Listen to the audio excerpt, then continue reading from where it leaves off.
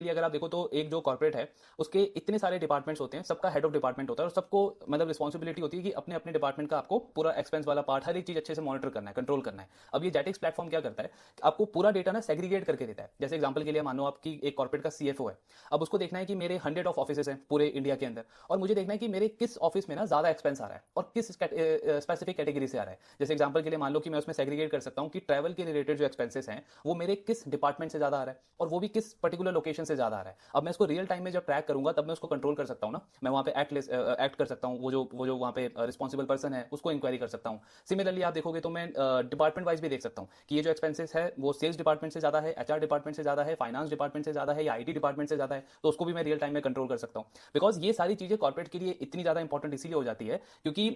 अगर आपने इसको जल्दी से, ये जो लूप होल है आपके बिजनेस में जो आपके कॉस्ट को बढ़ा रहा है, आपके मार्जिन को प्रेशर कर सकता है, और आपने आके कॉन कॉल में गाइडेंस दे दिया हुआ है ऑलरेडी कि अगले क्वार्टर में हम मार्जिन इंप्रूव करेंगे, लेकिन अगर आपने ये सारी चीजें क्विकली इसको आइडेंटिफाई नहीं करा तो आपका बिजनेस कुछ क्वार्टर के लिए ना डीरेल हो सकता है जब तक आप इसको वापस से ट्रैक पे लाओगे। तो ये सारी चीजें आपको इन सबको मतलब स्पीड अप करने में हेल्प करता है। तो ये इन्होंने जेटिक्स प्लेटफॉर्म निकाला है, इसमें भी कंपनी से सब्सक्रिप्शन फी चार्ज करती है।